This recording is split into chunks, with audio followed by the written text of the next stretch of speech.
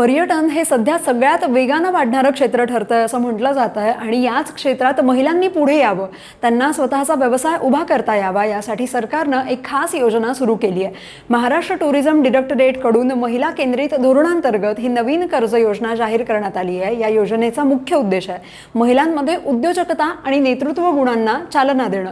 आता या सगळ्यात महत्त्वाचं काय, जर तुम्ही पर्यटन क्षेत्रात व्यवसाय करत असाल आणि तुमचा व्यवसाय पर्यटन संचालनालयाकडे नोंदणीकृत असेल तर तुम्ही या योजनेसाठी अर्ज करू शकता. पण यासाठी एक अट अशी आहे की तुमच्या व्यवसायात किमान 50% कर्मचारी महिला असणं आवश्यक आहे आणि सगळ्या आवश्यक परवानग्या तुम्ही घेतलेल्या असाव्यात.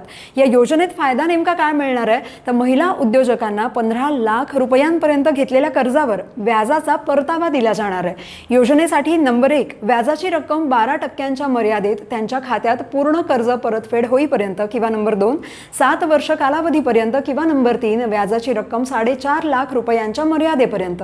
या 3 पर्यायांपैकी जे आधी घडेल तोपर्यंत व्याजाचा परतावा देण्यात येणार असल्याचं म्हटलं जात आहे.